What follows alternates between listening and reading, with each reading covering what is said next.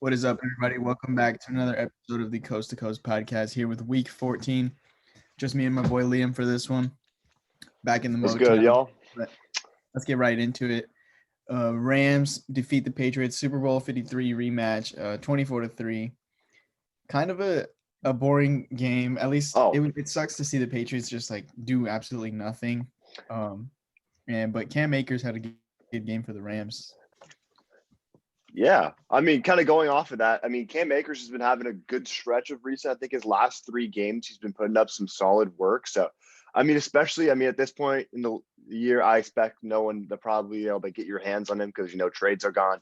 But next year, he's definitely going to be one that's intriguing. We've seen a lot of backs have to fall off this year, like Joe Mixon's basically been worthless this year, and so on and so forth. So, there's that to point out, but otherwise, no one else really put anything else up. Cam is not the QB of the future here, and Damian Harris needs more touches. And then Cooper Kupp got a touchdown, so that's really all that was. Damian Harris could really be a premier back. I've said it before. If they really gave him all the work, he is talented enough to be a premier back in the Yeah, league, but they just they have don't. a top five offensive line in the league. They always produce super solid running backs out there. They might not be like the greatest, but they always have talent. I don't think Sony Michel is going to bring anything else to the table. Rex Burkhead and James White are basically the same person. And then, yeah. But Yeah.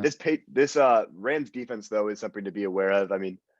There's always been talks that this is one of the best secondaries in the league. I'm on that.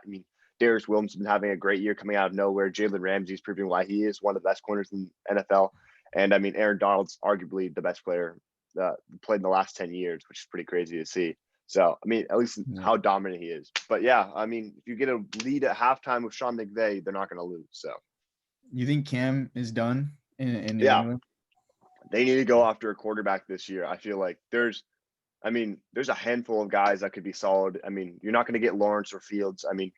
You don't know how far Trey Lance is going to fall. I haven't been hearing his name a lot. I think Zach Wilson's going to go up high up the boards. So, who knows if they get enough losses to get up there. But if they get someone, maybe even a Mac Jones. I know people don't have a lot of faith in him, but someone that's been able to throw like a really good deep ball He's throughout his solid. career. Yeah. Yeah, he's solid. They need to take a chance on someone because they don't need someone that's going to score 12 rushing touchdowns on the ground and get you 57 passing yards because that's what Cam Newton does. So, Yeah. And worst case, they develop someone behind Stidham. But Stidham's not a bad option, but they still need weapons.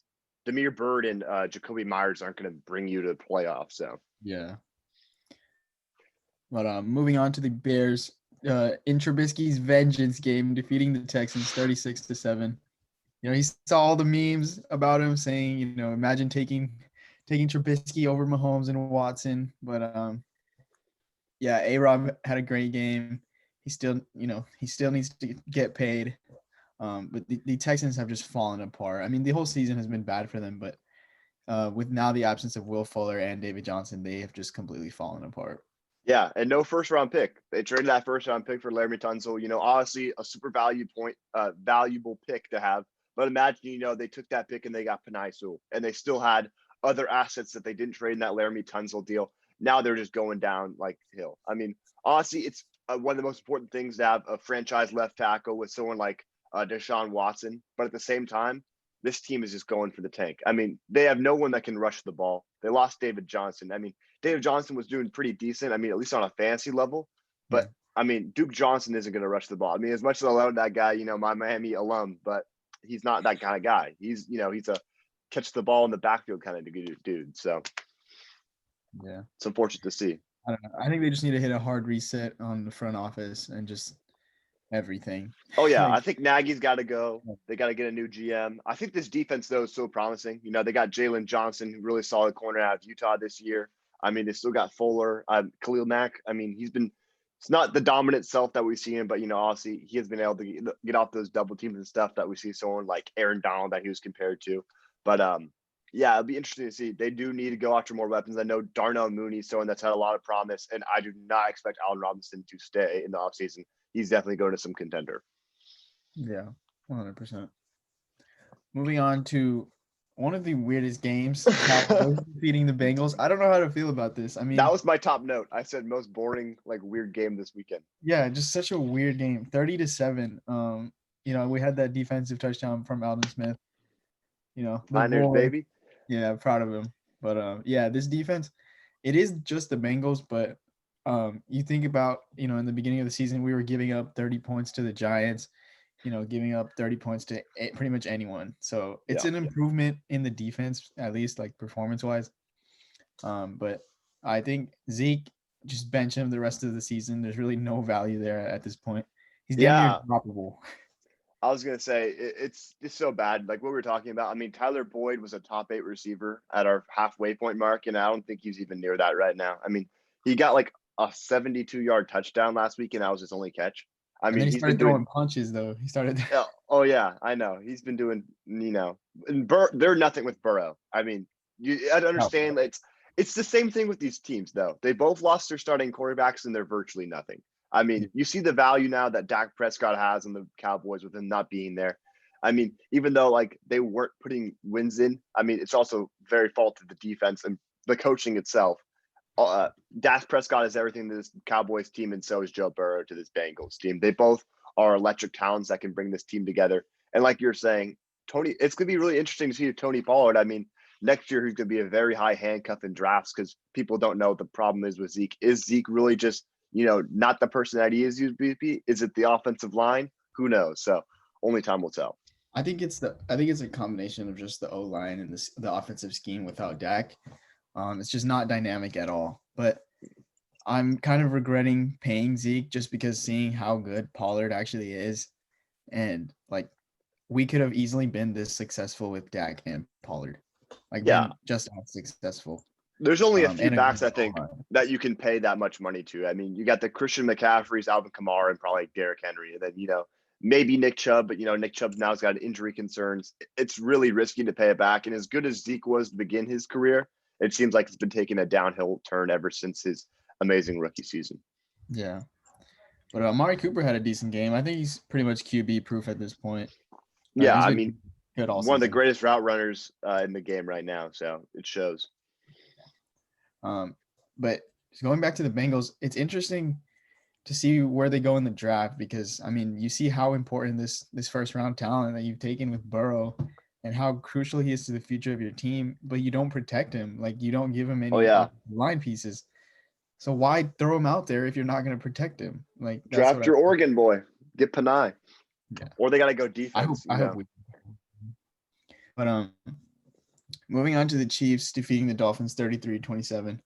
Mahomes struggled pretty early. I mean, he threw 2 picks. I think it was in the first quarter, or was it the first half? Yeah, it was maybe at the first half. I know it was really early on though. He was 1 for 2, and I was looking at the score. I was like, "What?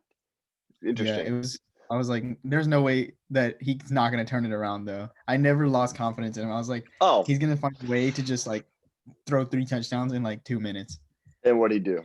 He came And he back did and won just it. that. But yeah, on the Dolphins side of the ball, Gesicki has been the tight end 4 with Tua at QB, which is pretty insane. I mean, if he's It's still that available, safety net. yeah, if he's still available, pick him up because he's going to be crucial down the stretch. But Lynn Bowden, he's eligible as a running back in ESPN leagues, but he plays What? receiver. No Yeah, he plays way. receiver. So if We he's got some available Taysom Hill stuff. if you're down bad, start him at flex or start him at running back because he's gonna catch passes. Yeah, he's listed as a running back / wide receiver. Yeah. Who knows if they changed that, but I guess he's too much of a no name to probably get changed that early on until he has a breakout game. But that's pretty good. But Yeah, he had a solid game though. Clyde Edwards-Helaire continues to, hit the rookie wall here. I mean, I don't think there's too much to be, scared of here. I mean, this is what it is. I mean, he's still doing his work in the passing game, which is what a lot of people coming out of the draft expected him to do. Get a lot of receiving yards, be kind of like a mini Kamara.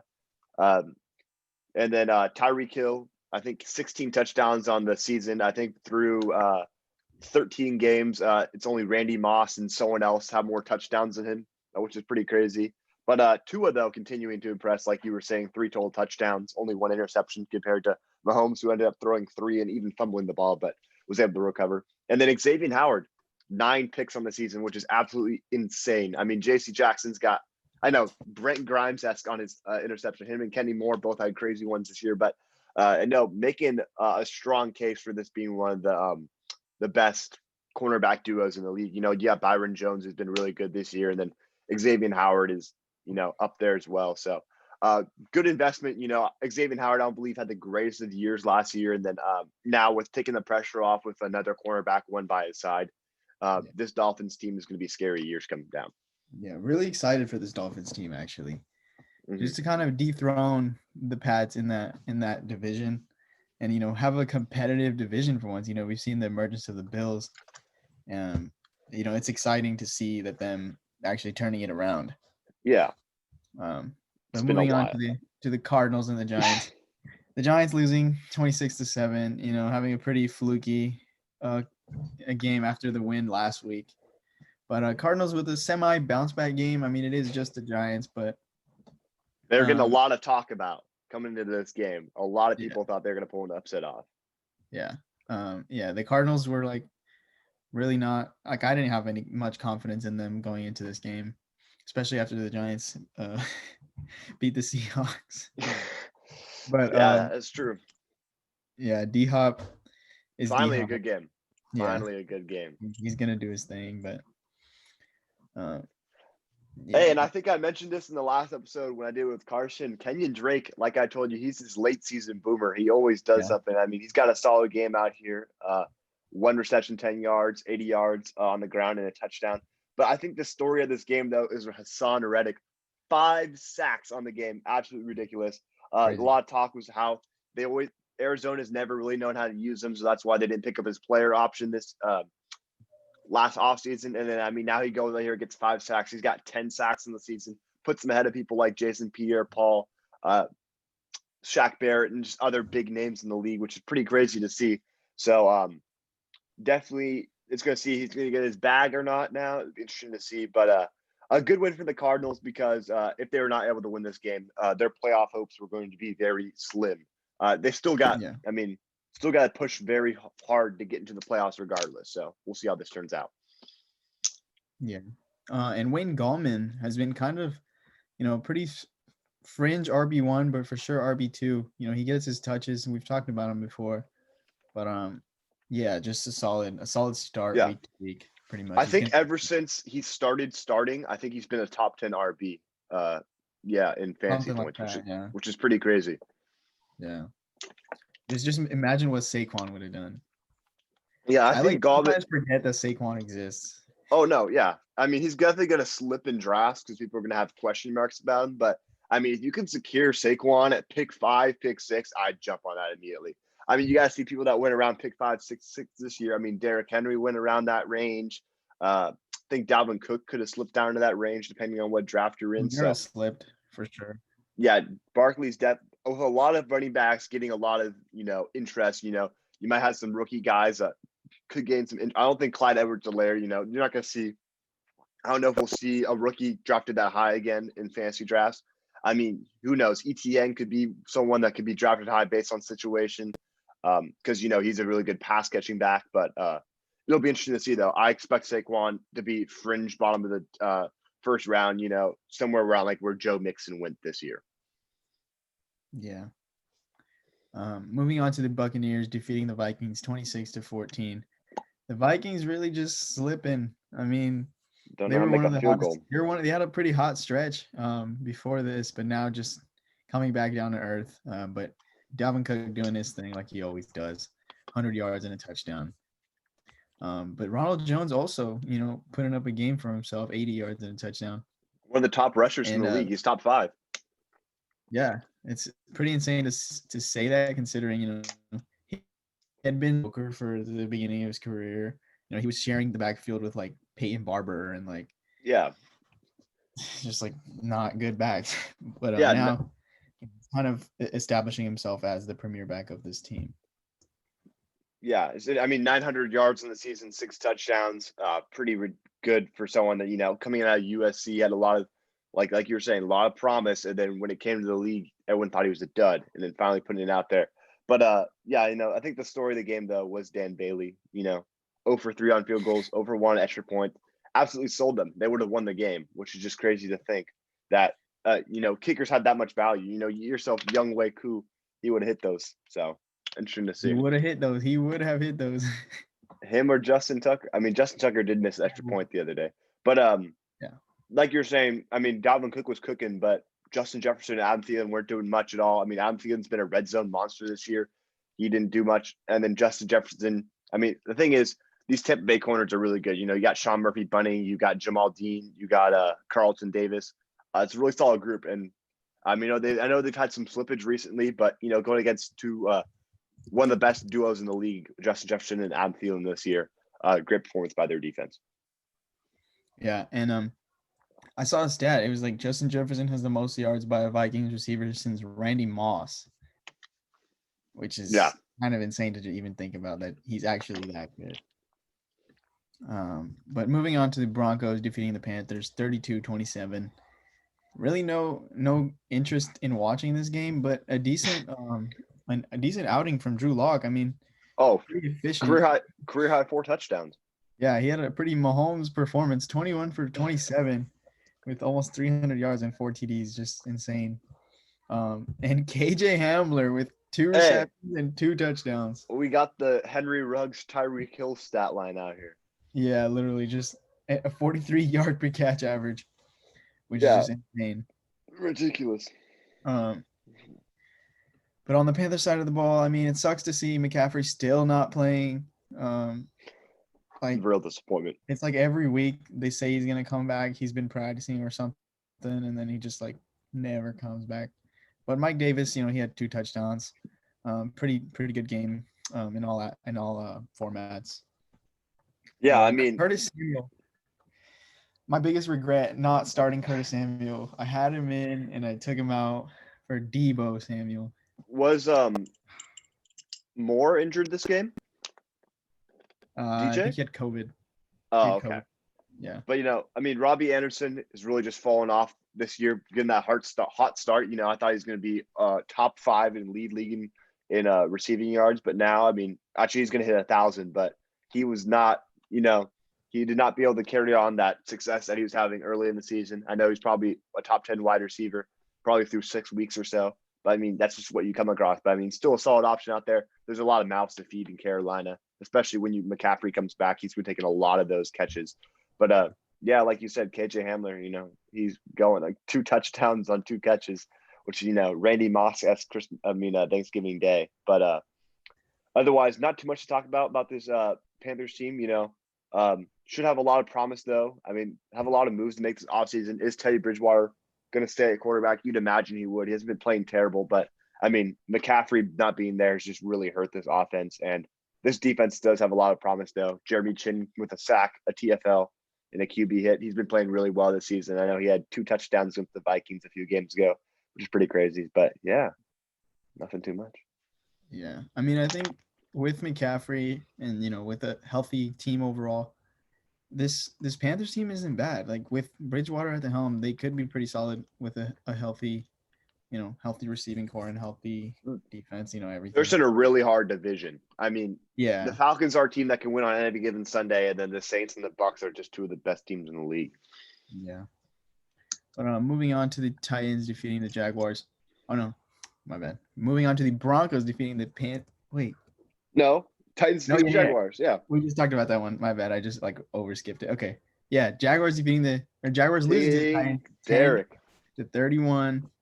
King Derrick Henry he just owns the Jaguars at this point. Like, he did have a good game. Father. The first game of the season against them, he did not play well. I remember that because he was on my team, and I was like, "What? Like this dude went against like 200 yards and 2 touchdowns last time, and then now he gets it again." I want to know like what his career stats are against the Jaguars. Yeah, that's definitely something I'll have to look up and add to the post from the fantasy team of the week. That's something I gotta see. Like it seems, well, besides obviously week 1, but it seems like at least once in the season, he just has a monster game against him. And like he only had 26 carries, but like for him, that's like an average game. Yeah. And he put up 215 yards and 2 touchdowns. Like that's just insane. He's never like always the safest person to get in fantasy, but at the same time, he has the biggest boom potential. Yeah. I mean, I mean, he got 2 passes, which is, that's usually Derrick Henry, 2 passes for 7 yards. He's getting a random screen pass. But yeah, when this guy goes off on the ground, he's a very touchdown dependent back, but he goes crazy when he gets his touchdowns. Because I think he finished RB1 this week, but he's had a lot of RB1 finishes, which is, good to see from in a PPR league, especially. You're expecting to see people like Kamara and McCaffrey and even Dalvin Cook get a lot of get up there, but he just dominates on the ground like no one you've seen before. I mean, I think in standard leagues, he has a case to be the RB1 off the board. Mm-hmm. Definitely, because he's gonna get his touches and he's gonna get close to 100 yards pretty much every game. Like, it doesn't even matter who he goes against at this point. It's just about whether he gets that touchdown or not. Exactly. But yeah, but Titans hey, continue to roll. AJ Brown with 7 catches and 112 yards and a touchdown. Just a monster day from him. And we see the return of Minshew to this offense. Minshew mania. Do you know why he wasn't playing? I think he had illness, and then I think they benched him at one point. I don't know. I think the first time was a bench, and then they kept playing like Luton and Glennon because he was out with an injury. But then, but no, James Robinson undrafted running back, 3rd in the league in rushing, I believe, which is absolutely insane. Gets over 1,000 yards. Now he's got 7 touchdowns in the season. It's just crazy to see, someone that was a waiver wire pick. Or a waiver wire pickup or a late round draft pick. I know some people in some leagues did end up picking him up, maybe but like super deep leagues. But I haven't talked to anyone that said they drafted him. I've seen a few videos, but James Robinson didn't have that crazy a day. If you look at it, 47-yard was his longest run. He had 67 yards, so was carried by that. But yeah, this guy though, just keep improving the offensive line, and if they get some, a quarterback like Justin Fields would make James Robinson go crazy. Run a lot of play. You can run some play actions, which would be getting people like Chenault and Chark and Keelan Cole open. And then you run the option, you got Justin Fields, who's one of the most dynamic running quarterback in this draft, and James Robinson, who's been doing phenomenal this season. If that happens, the stock in James Robinson is going to rise crazy, and I wouldn't be surprised if he goes in the first round next year. And this Jaguars team, we make fun of the Jets a lot for being bad, but this Jaguars team is up there. Like, oh yeah, they're abysmal. Bad. But they have a lot more promise, though, I feel. They got some studs like Miles Jack on defense. Josh Allen just needs to keep developing. CJ Henderson's been injured a lot this year. So, they still have a lot of promise. The Jets really don't have much promising players. They got like Marcus May and Quinnen Williams. That's really who, and then Mekhi Becton. But Mekhi Becton's been having some injury problems this year. But I'd say there's more promise on this team. Like, the thing is with Jets, every time they have a promising player, they have no idea what to do with him, and they just don't develop him at all. Yeah, I don't think Sam Darnold's that bad. I think it's been coaching. Everyone knows. I don't know why Adam Gase still has a job. It's ridiculous at this point. Why? They should have just fired him in the middle of the season to keep developing their team. Yeah, it's like they fired Dan Quinn, they fired Bill O'Brien. But Adam Gase is still standing here with 0 wins. Like, I know. He's just a kook ball. I have no idea how he's still playing. Coaching football. Yeah. But moving on to the Colts' absolute slaughter of the Raiders, 44-27. I did not expect this. Yeah. Nasty performance from the Colts defense and offense. Just a really, well orchestrated showing of football. We saw Kenny Moore with that nasty one-handed pick to take that touchdown away from Waller, which saved me because I was playing against Waller. That was crucial. Great play by him. But, Jonathan Taylor stepping up finally, seeing that potential that we've known that he could be. And T.Y. Hilton putting a stretch of game finally. He looks healthy. He looks ready for a playoff push. This team better hope they don't run into Derrick Henry, though. Oh, no, for sure. Like you're talking about, last couple games for T.Y. Hilton, 86 yards, 2 touchdowns this game, 11 targets with 8 receptions, 110 yards and touchdown the game before that. And then against the Tennessee Titans, 4 receptions, 81 yards and touchdown.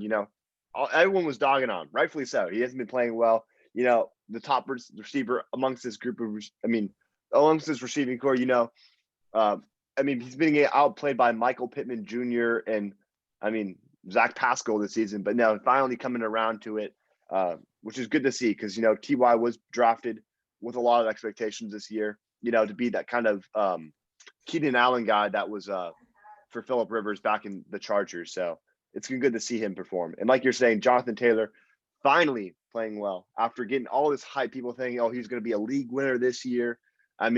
If you did keep on to him, he could have won you a close game this week. So there's something the value to put into that.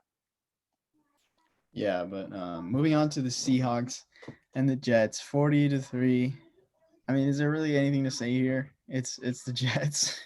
They should have, if they didn't beat them, the Seahawks would be. But yeah, a good kind of rhythm game, just to kind of get back in the flow of things after losing to the Giants pretty sadly last week. But a good showing from Metcalf. Had a pretty good game PPR wise. Chris Carson as well. It's the Jets. What do you expect? Yeah. Was it Jamison Crowder just fell off of the face of the earth this game, especially against a team that's really bad against the pass. As much as it is the Jets, Jamison Crowder had a pretty solid game last week. And then just to follow it up with a real dud. He was someone that was going off in the beginning of the year. Like I said, someone like Robbie Anderson. And then they both kind of started to digress. He's taken a lot more of a digression than Robbie Anderson has, but just, something to point out again. And then Chris Carson's been doing phenomenal ever since he came back from injury, which is good to see. I was able to get him, but it didn't really matter since I was out of the playoff push. But if you did hang on to him in one of your leagues, that was good to see. And Jamal Adams, 8.5 sacks in the seasons, the most by a defensive back in NFL history, which is, awesome to see. But he's still going to get bashed by everyone for the coverage that he's been playing this year. But when it comes down to it, it's just the Seahawks defense, the scheme and stuff just hasn't been working. Yeah. Moving on to the Packers and Lions, 31-24 Packers. I think the Lions just kind of give the Packers a hard time sometimes. Like they just give them a run for their money. Oh yeah. Yeah. Discount double check. Yeah. A pretty solid game from my boy Hawkinson, catching 6 for 43 and a touchdown. And Swift getting a touchdown, but really no groundwork for him, which I still don't understand why he's not getting, 7 carries is terrible against the worst rushing defense in the NFL. Exactly. You run the ball 7 times, but I know because I saw everyone praising them. They're like, "Oh, like great job from the Packers today." But you got to look at the box score. You don't even need to go that deep. They had 15 attempts on the ground. Yeah. Obviously they're playing from behind, but when it comes, actually they weren't even playing. They were tied at halftime for God's sake. Why are you not rushing the ball?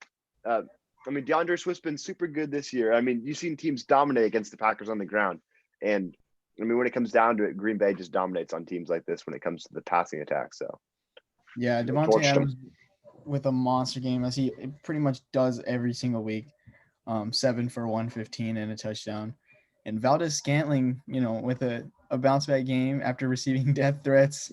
I think it was like 2 or 3 weeks ago. Mm-hmm. 6 for 85 and a touchdown. And big Bobby Tonyan with 5 for 36 and a touchdown. I think he's making a case for himself to be drafted as a tight end 1 next year. Not the tight end 1, but a tight end. I saw a video about him, just like how open the scheme lets him, because you got Devontae Adams to take care for. You got to have all your focus on him, and then Marquez Valdez-Scantling obviously a huge deep threat, and then Lazard really wants to be good. So Bobby Tonyan does get a lot of his touchdowns when he's open, but at the same time, 5 targets is pretty solid for a tight end, especially you're not going to get. He's not going to be Kittle, he's not going to be Waller, he's not going to be Kelsey, of course, but. A solid option, like you said. If you're in a 10-person league, he's not a bad option to have as a tight end 1. Yeah, definitely fits like that drafting strategy that I've followed is that not drafting a tight end early. But I don't know, I might have to change it now, seeing how good Kelsey has been. Because he's a wide receiver 1. Yeah, he pretty much is at this point. But moving on to the Eagles defeating the Saints 24-21. The battle of the Swiss Army knife QBs. Oh, really Hurts looks legit out there. I mean, they beat a legit contender, but it's just, can he put it together next week? You know, and it leaves the Eagles with so much money on the table with Wentz. Like, what do they do with him now if they're going to continue to go with Wentz as this, I mean, not Wentz, Hurts as the starter? Like, what do they do Oh, with Wentz? yeah. I don't know too much about a situation like that, but I know that they're going to take a huge cap penalty because I don't expect them to hold on to him this offseason. I think a team like the Colts, has been talked about a lot. They're going to want to swoop in because when Carson Wentz was at his best was when Frank Reich was calling his plays. So if they can secure some guy like that, get someone more like youthful with some legs behind him instead of like Philip Rivers, who's literally just sits back in the pocket and gets can't even move around. It'd be interesting to see. And like you said, Jalen Hurts, this New Orleans team hasn't surrendered the 100-yard rusher in so many games, and then they surrendered 200-yard rushers in the same game. I mean, honestly, Sanders had this 82-yard rushing touchdown, which, was the reason why he had 100 yards. But a really solid performance from this Eagles team, rallying behind Jalen Hurts, which, I mean, it's been crazy to see. I think Doug Peterson's 11-3 when he has someone other than Carson Wentz starting at quarterback. I mean, they won a Super Bowl without Carson Wentz starting at quarterback, so it speaks volume. Yeah, I was going to say the same thing. Like, I feel like this Eagles team is better without Carson Wentz because they just don't know how to scheme with him. They try to overcomplicate the offense and run all of these like crazy schemes with when they don't have the receiving talent and they don't have the rushing attack. At least they haven't for the majority of Carson Wentz's career. Yeah, I mean, I think they put too much faith in that season where he should have won MVP, which I mean makes sense, but like they're putting way too much like thinking, okay, he can do all this and all that. I mean, the people were thinking he was a top 5 quarterback. Like I know Colin Cowherd was saying like his arm is up there with Mahomes, like an arm talent. I mean, I think this season's proven a lot, which it's sad to see. I mean, I don't want to see a quarterback do bad, but at the same time, who doesn't like Jalen Hurts? It's a lot. It's an awesome story to see. It's really good for the NFL, especially now that Tua is Oh back. yeah. Like, that's so good. I can't wait for them to face off against each other. Oh, that Such would a good be the storyline. most epic game. Yeah. But moving on to the Chargers and the Falcons, the Chargers pulling it out in clutch time. Herbert coming through 2017, Badgley with the ice kick. Just a great performance from Herbert. Not really fantasy wise, but just watching him out there, compete with one of the greatest of this generation, Matt Ryan. Yeah. It really put on a show. I mean, he really came through for the team when they needed him. Um, and Austin Eckler with a great performance PPR wise. Oh yeah. Ridley with an absolute monster game with Julio out. I mean, I think Ridley this season has really, made a case to be drafted in the first or second round next year, especially if Julio, gets traded or just like retires. I wouldn't be surprised if he retires, to be honest, just because he's been so Yeah. good over Pulls the like a years. Calvin Johnson. Yeah. Wouldn't be Yeah. surprised. But I mean, Ridley over 1,000 yards for the first time in his career, which is awesome to see. I mean, just because he didn't put up 1,000 yards, that doesn't mean he hasn't been a good receiver. He's been a really good touchdown catching option, which has been, a valuable asset for this team, especially since Julio hasn't been that red zone threat or been catching a lot of touchdown passes throughout his career. I mean, he was getting a lot of slander. I think maybe it was 1 or 2 years ago when he literally like hadn't caught a touchdown in 10 games. But like you said, though, I mean, Herbert was able to pull this out. I mean, it was just kind of an ugly victory. I know that there's a lot of turnovers throughout this game. Um, looks like, yeah, the Chargers fumbled it a few times, but they're able to recover. Herbert with an interception, then Matt Ryan threw 3, which is kind of nasty. But this Chargers team's gonna have a lot of things to answer in the offseason, especially on this defense. Derwin James just has to be healthy. I mean, he's one of the most awesome, most impactful defensive players in the league. And without them, I don't know what they're gonna do. So Probably a top 5 safety, I would say. oh, easily. I mean, the way that he can play in the box, he can play over top. It's just amazing to see. And then Keenan Allen just keep doing well. And then I think they got to get another receiver. I don't think Mike Williams is going to be the guy to be the number 2 receiver. I mean, he's a jump ball guy. I mean, how often do you need a jump? I mean, sure, there's going to be the late game situation where they got to throw a pass up, like when it's clutch and they got to catch the ball. But at the same time, they need someone else to be out there. Take the pressure off Keenan Allen. I mean, Austin Eckler. I mean, as much as he's good receiving back, you need to have another wide receiver out there, which I think would answer a lot of problems. And then just Hunter Henry just needs to keep takes another step. And then I think Herbert just has all the tools available for him to succeed. I mean, I think they just need like a Ruggs, Lockett type of guy to just take the top off the defense and just always have that threat. Because I mean, Allen is literally the most targeted receiver in the league. And most of the time he's running slants or he's running deep in routes. Oh yeah, and he's just he's always underneath. They need someone that's able to take the top off, and I think we did see it this game with is it Tyron Johnson, Ty yeah, Johnson, and he had a really good game, and he was kind of like that outside guy, the deep route guy. If they can continue to develop him, I don't know how much faith they have in him, but if they can get a guy like him or like a Ruggs type of guy, this offense could be pretty much complete. yeah. Because it's I don't dynamic. know. I don't know their cap situation because I know they put a lot of money this offseason into Chris Harris Jr. And such. But I mean, there's 3 top receivers in this free agency this year. They got Kenny Galladay, who I'd probably expect to leave the Lions. Allen Robinson's 100% leaving the Bears, and then Chris Godwin. I mean, Chris Godwin, I don't know because I mean he's been, he had also that magnificent season last year, and then he's been riddled with injuries. So who knows? I mean, is Tampa going to keep him? I mean, I expect Antonio Brown to move on after this season unless Tom Brady begs him to stay. But I mean, those are 3 options that could be great. I mean, they might not need someone even at that level. I mean, they already got Keenan Allen, but at the same time, you've seen the success of these duos in the NFL. I mean, just look over at the Bills. I mean, Cole Beasley isn't, someone that says, oh, he's like a top 15 receiver, but he's been playing it like at times this year. So they need someone that, that fits the scheme that can do something like that. Because, I mean, as much as Keenan Allen, he is a slot guy as well. They need to find someone else that can take the pressure off him. Yeah. And speaking of Cole Beasley, before the game, they were talking about like the PFF rankings. They had Cole Beasley ranked as number 7, like PFF 7, and Diggs was like 13.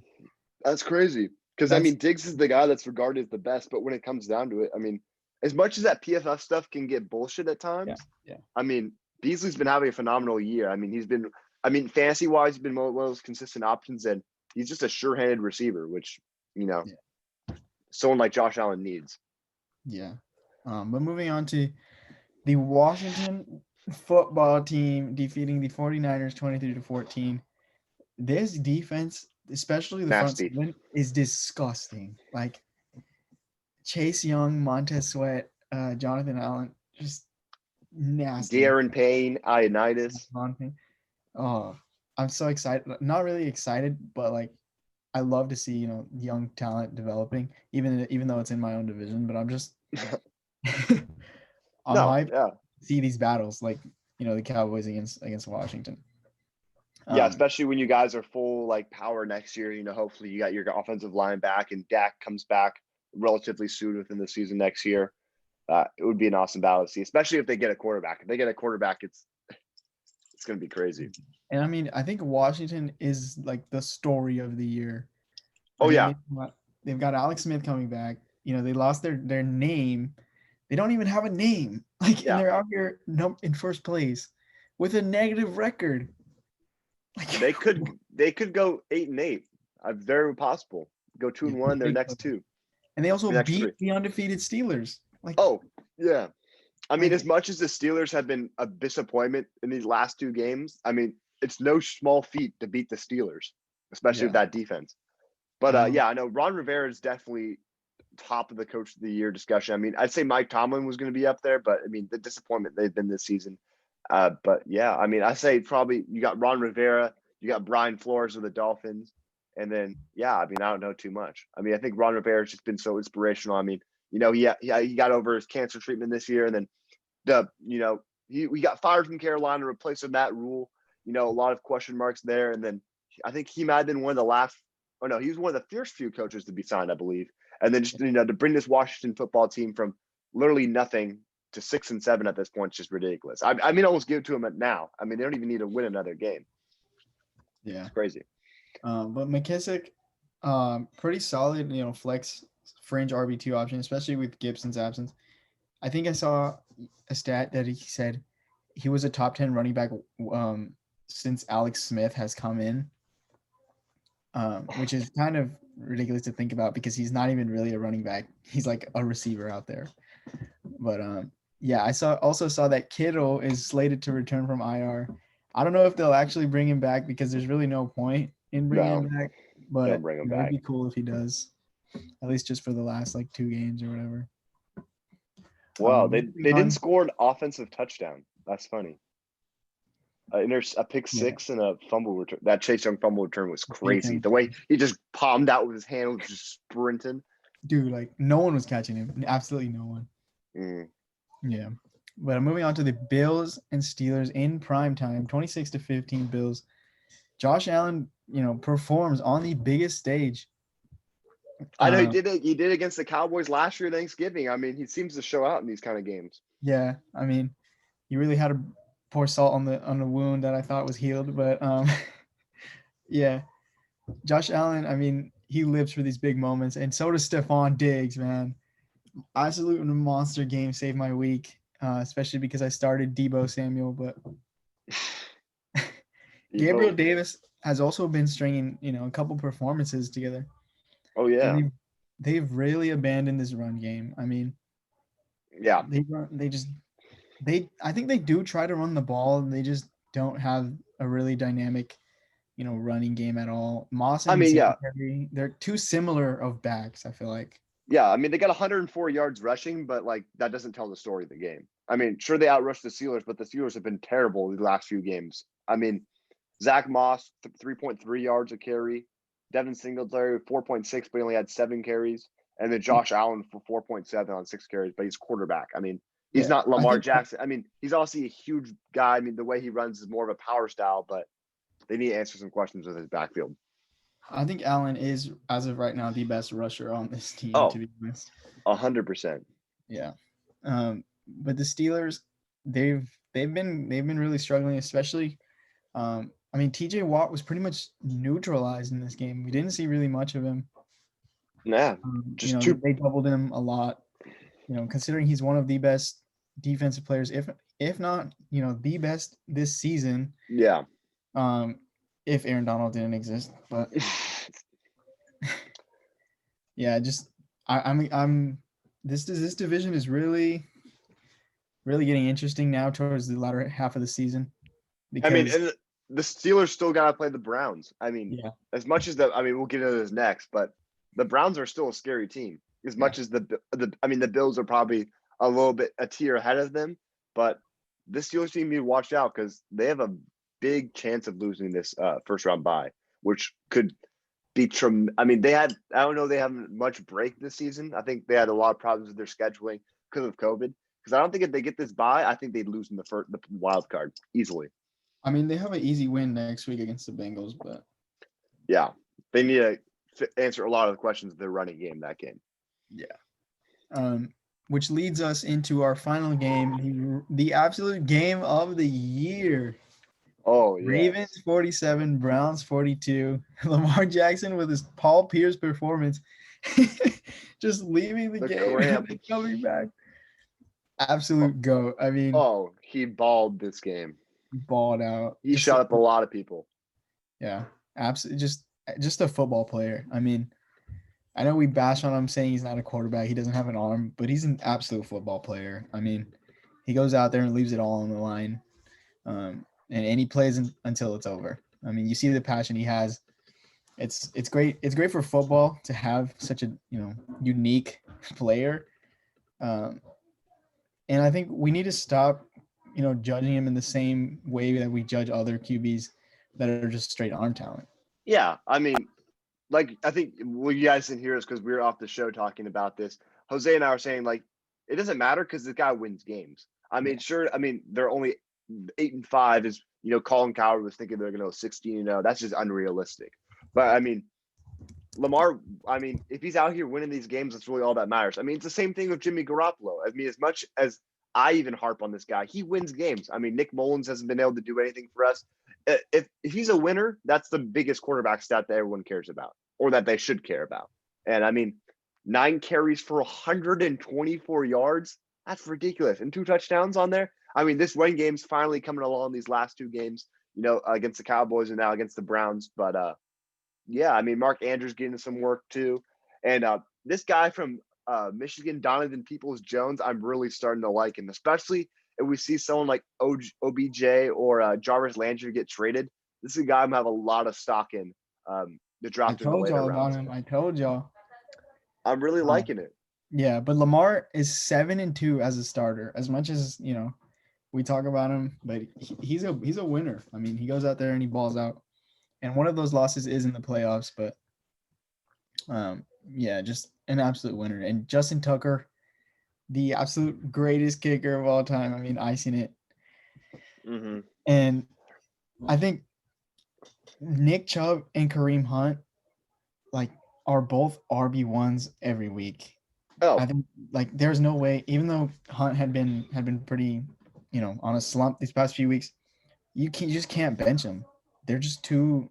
They I mean, rely yeah, on the run too Kareem much. Hunt going into the fourth quarter had like less than 10 points, and then he just goes crazy, which was ridiculous to see. And then obviously Nick Chubb had those 2 rushing touchdowns, but I don't think he was much of a threat towards the end of the game, if I recall. But I mean, Nick Chubb only a few hundred yard. I mean, 119 yards away from 1,000, and then Kareem Hunt's a little bit farther behind with 200 or so. But I mean, I don't know if we've seen that in a while. 200 yards. I mean, we saw. I mean, Lamar Jackson and Mark Ingram do that, but from 2 running backs to do that, that's just crazy. Yeah. Um. Pretty much. That's all we got for Yeah. this week. Catch y'all next And week with. no, got to Oh, go through team oh of the yeah. week. Got you. Brought to you This by week, yours this truly. week we've got Lamar obviously with 34.92, and then Derrick Henry again with 36.2, and then Jonathan Taylor with 30.5, and Stephon Diggs as wide receiver 1, 29.1. Allen Robinson, you got to pay that man, 27.3. And no surprise here, Travis Surprise. 27. I don't know how many times he's been on this list, but it's probably in the double digits by now. And Miles Sanders, 29.6. A pretty underrated performance from him. Mm-hmm. And Washington, obviously, absolute insane performance from their defense. 23 points for them, and the GOAT kicker, Rodrigo Blankenship, 14 points. But yeah, that's gonna do it for this week. Catch y'all next week with another episode of the Coast to Coast podcast. This is Yeah, Jose, signing out. we'll all be together. We should all be together, all 3 of us next week. So yeah, peace Yes, sir. out.